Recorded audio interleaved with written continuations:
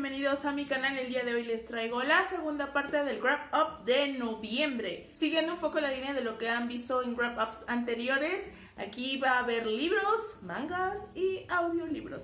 Empecemos. Otro que terminé es el tomo 1 de Fairy Tail, porque voy a sacarlo, entonces quise darle una relectura para ver si se salvaba y no. Este tomo me lo compré hace años cuando acaba de terminar Naruto y quería ver si me enganchaba otra historia y no. En realidad, lo primero que me molestó del libro es el diseño hipersexualizado de sus personajes femeninos. Cuando yo lo leí la primera vez era así como de ok, y ahora que lo releo así es como de ok. Pero bueno, si la trama me hubiera gustado, habría terminado resignándome y aguantándome con ese diseño, pero la historia no me enganchó. Es una historia que transcurre en un mundo donde hay magia y los magos se agrupan en gremios, donde intercambian información, protección, para ir a hacer misiones y cobrar sueldos. En esencia es eso. O sea, me entretuvo el tomo, pero no tanto como para seguir la historia. Y la historia ya concluyó. Y he visto muchos comentarios de cómo la historia se fue empeorando conforme avanzaba y de que el autor debería simplemente limitarse a dibujar porque de la historia perdió el control. Y en esa parte del dibujo tienen razón, porque más allá de la hipersexualización de los personajes femeninos, tiene dibujos muy padres. Pero bueno, entretenido y hasta ahí. Y otro libro que terminé es Lo que pasó de Hilary Rodham Clinton. Cuando estaba con el audiolibro de Trump, Miedo en la Casa Blanca, me acordé que existía este libro y decidí buscarlo en Scribd y sí estaba, así que en cuanto lo terminé quise leerlo, porque en el de Bob Woodward, Bannon habla sobre errores que él veía en la campaña de Hillary Clinton cuando estaba ocurriendo, que decía, ¿por qué hacen eso? No entiendo esas decisiones. Y entonces dije, necesito la versión de Hillary, de saber por qué tomaron esas decisiones, y quise leer. Mi opinión es que es un libro de contrastes. Tiene capítulos muy interesantes e informativos y otros francamente aburridos. Incluso el epílogo para mí sale sobrando, o lo hubiera cortado. El epílogo me parece casi tan largo como un capítulo normal y retoma cosas que ya había dicho en capítulos anteriores. Pudo haberlo resumido y quedaba mejor, porque sí había cosas que pensaba que este libro iba a ser como un análisis de la campaña, y sí y no, porque si bien hace un análisis de ciertas decisiones que se tomaron y cómo lo vivió, más bien es contar sus emociones durante la campaña y lo que hicieron y lo que sintió, y cuando la nombraron candidata, cuando los debates, cuando se enfrentaba a Trump. Es muy contar sus emociones al respecto. Para mí los capítulos más interesantes son el del sexismo en la política, el de los trolls en internet, el de Rusia y tiene otro, pero el de los correos electrónicos. El del sexismo y la misoginia, porque habla no solo de su experiencia, sino de la que viven muchas otras mujeres que están en la política en Estados Unidos. Habla de Elizabeth Warren y de otras muchas mujeres que han enfrentado situaciones bastante violentas y juicios de doble moral que no se enfrentan los hombres que están en los mismos cargos. Y también creo que es el capítulo en donde ella se ve más humana. Y digo así porque a ella no le gusta eso, porque dice que luego los medios la cubren en algo muy emotivo y dicen, ay, Hillary parecía humana, y ella de, pues claro que soy humana. O sea, eso le molesta mucho, pero para mí es la idea de Hillary, me parece siempre como tan política, tan rígida, tan contenida, que cuando se muestra vulnerable me refiero que se ve más humana. En este caso nos habla precisamente de cómo ha forjado esa coraza, que sí es muy contenida, que sí es muy cuidadosa, que sí es muy de mantener a la prensa y a la gente a raya, pero es precisamente por tantos ataques que ha recibido por cuestiones sexistas que ha ido como endureciéndose para enfrentar eso. Cuenta, por ejemplo, que cuando Bill estaba contendiendo por la gubernatura de Arkansas, había un debate y ella en ese entonces seguía trabajando en un despacho legal donde ella fue la primera mujer en convertirse en socia, y seguía siendo Hillary Rodham porque ella lo consideraba como una manera de mantener su independencia y como una manera de honrar a sus padres, y Bill no tenía absolutamente ningún problema con eso. Pero llega el debate y entonces atacan a Bill por ese flanco, ¿no? O sea, dice, no puedes ni mantener controlada a tu mujer sigue trabajando, sigue sin usar tu apellido y quieres gobernar, y que ella se enfurece y dice, sí, podría haberme quedado en mi casa a hacer galletitas y té, pero preferí seguir con mi profesión. Y se le fueron todos encima en plan, está atacando a las madres americanas, está atacando nuestros valores familiares. Y cómo ese discurso ha cambiado, porque cuando fue nombrada candidata ponen esa frase y toda la gente está en aplausos. O sea, ponen esa frase en pantallas y la gente está en aplausos porque ya tiene otra connotación, estamos en otro contexto.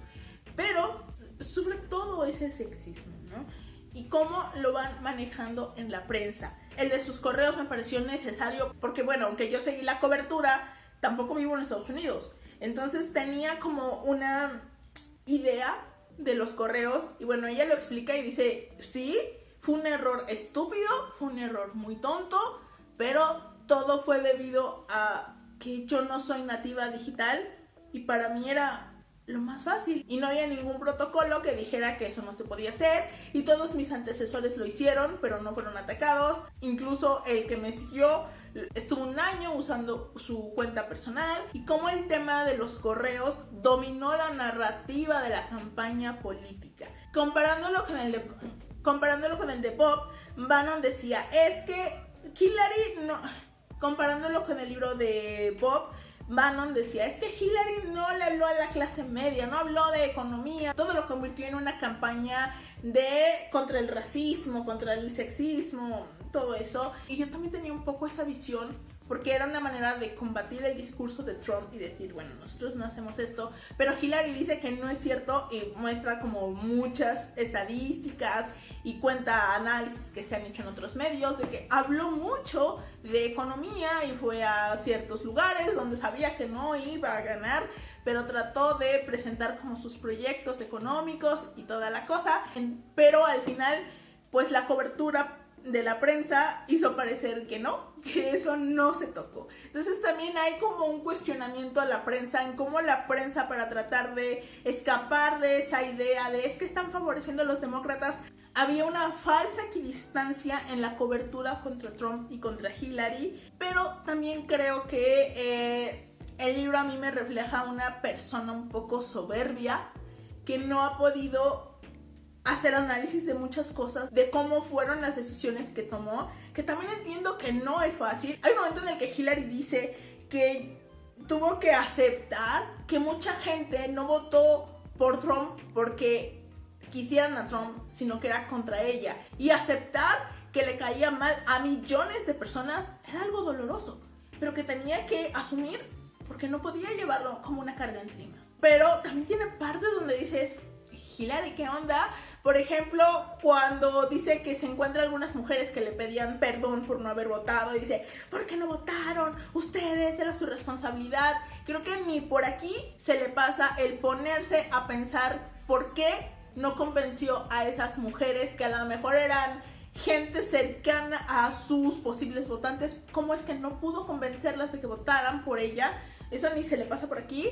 O cuando dice, yo no soy la candidata del status quo, como me atacó Bernie, como me dijo Trump, yo hice no sé qué, pero empiezas a ver su discurso de por qué no era la candidata del status quo, y era como de, me pregunto por qué la gente se queda con esa idea, Hillary. Pues si me lo estás diciendo claramente, si toda la idea de Hillary es como, sí, bueno, tenemos que ir para allá, pero es que cuesta mucho trabajo, es muy lento, perdón, nos va a tomar muchos años, pero vamos a llegar a eso. Pero sí, es que esto es muy lento, porque bueno, hay que negociar, o sea, todo es como muy, lo vamos a cambiar, pero ténganme tantita paciencia, unos 100 años. O sea, es como de, ¿por qué la gente se quedaría con esa idea sobre ti, Hillary? Pero tiene otros capítulos verdaderamente aburridos. Pudo haberlos quitado, pero bueno, en fin. Es un libro, como digo, contrastante, interesante y muy aburrido. Terminé con El agua al cuello de Petros Markaris, que es el 6º libro del comisario Haritos. y con el que da inicio la llamada tetralogía de la crisis. Ya hay una reseña en el canal. El crimen que tiene que investigar nuestro comisario es que ha sido asesinado un banquero jubilado. Lo matan decapitándolo con una espada, lo cual pues ya es muy raro. Y asesinan a otra persona del mundo financiero. Además, hay alguien que está tapizando Grecia con letreros diciéndole a la gente que no le pague a los bancos, que ya bastante dinero les han dado con el rescate financiero cuando ellos no han recortado sus sueldos y tienen ganancias astronómicas, que no les paguen a los bancos y que no les va a pasar nada por esto. Y la situación económica de Grecia de fondo, que esto está creo que ambientado en el 2010, antes de que se declarara la deuda soberana de Grecia como bono basura y cuando ya se había recibido el primer rescate financiero que implicó una serie de recortes a los sueldos y a los derechos de los griegos. El libro me gustó el crimen, la investigación. El asesino me pareció un tanto fácil de adivinar por cierto detalle, pero aún así me gustó su método y su motivo. Un poquitillo jalado de los cabellos, pero me pasa lo mismo que con otros villanos de Margarit, que me gustan, que quiero que se salgan con la suya y que las víctimas no me dan ninguna pena. Otro que terminé es el audiolibro de El vendedor de silencio de Enrique Serna, de mis mejores lecturas del año, aunque bueno, fue audiolibro, pero ustedes me entienden, es un libro fabuloso. Hay cosillas que me gustaron mucho, como el que traten de justificar la misoginia de Negri, sobre todo usando a la madre de él, es como de... Pero me gustó muchísimo. Carlos de Negri fue un líder de opinión mexicano, el más importante de nuestro país durante la segunda mitad del siglo pasado. Era un soldado del régimen, era un vocero no oficial que desde sus columnas cobraba grandes cantidades de dinero para ensalzar a los políticos de turno o para no difundir sus malos manejos y sus robos. Además era un tipo absolutamente misógino que aterrorizó a sus parejas, y la misoginia de este personaje y de la sociedad y del mundo en el que se mueve está muy bien retratada. Nos habla de la política, de los años de dictadura bajo el PRI, de estos caudillos revolucionarios que, según las propias palabras de Negri, se bajaron del caballo y se subieron al Cadillac, y también de la relación de la prensa con el poder, para bien o para mal, ya sea como voceros, como amplificadores de su mensaje, o también como perseguidos y censurados por él mismo. Un libro que me encantó y necesito tenerlo en físico porque el formato de audiolibro no es muy para mí, y la verdad es que no me gustó el trabajo de Javier Poza, que es el que le dio voz al audiolibro. Entonces en algún momento lo tendré en físico y hay una reseña un tanto larga en el canal y se las dejo enlazadas. Llegamos a la última actualización de noviembre y terminé con Maigüen de Magdalena Pérez Selvas.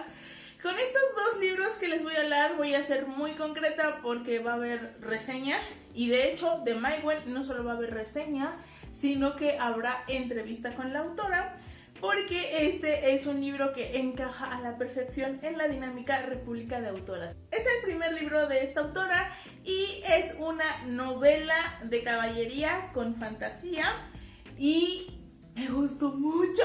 La historia nos habla de un mundo en el que convivían en armonía seres elementales como las hadas, las salamandras, las sirenas, pero había una profecía de que algún día, en algún momento, ese equilibrio, esa armonía se rompería y la oscuridad terminaría dominando el mundo, y cuando eso ocurriera aparecería un hada sin luz. Eso parecía tan lejano porque este equilibrio parecía perfecto. Sin embargo, con la aparición de los humanos, las cosas empezaron a cambiar poco a poco por su ambición, por su deseo de dominar la tierra como si fueran los únicos que la habitaran, y ese equilibrio termina desapareciendo hasta que la profecía se cumple y aparece Maigüen, un hada sin luz, que es nuestra protagonista. Esa idea de que hay una profecía en la que se involucra el protagonista, que va a provocar un cambio en el mundo y estas cosas, no siempre me gustan, depende de cómo las lleven, y en este caso me gustó bastante porque desde el inicio Maigwen se resiste contra ese destino, contra esa profecía que dicen que ella tiene que cumplir.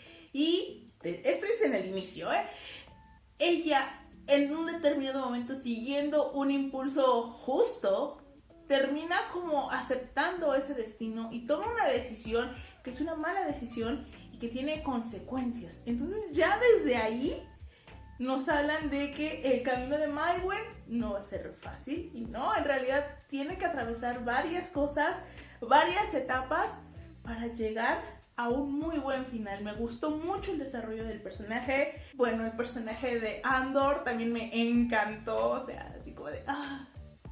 En fin, me voy a explayar con más detalle en la reseña de este libro. Y también terminé con The Boundless Mercies, que también ya debe de tener reseña en el canal, o la va a tener, la voy a dejar enlazada, y es un retelling de Beowulf.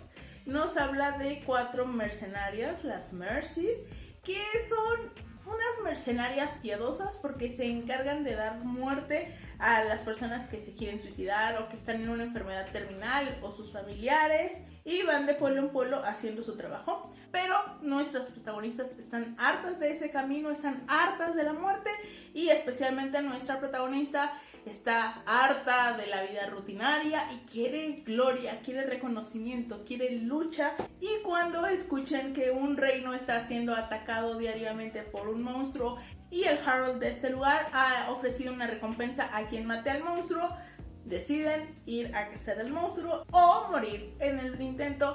Claro que en el camino se encuentran con otros peligros a los que deben de combatir.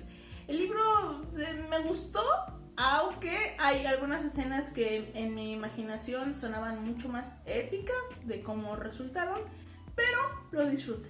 Y ya, eso fue todo por este mes. Creo que en cuanto a libros, seguí mi promedio de lectura mensual. Se aumentó un poco la cantidad por los mangas y por los 2 audiolibros que terminé, pero en realidad creo que leí la misma cantidad que todos los meses. En diciembre pues le voy a entrar al Guadalupe Reyna, así a ver cómo me va. Espero que bien.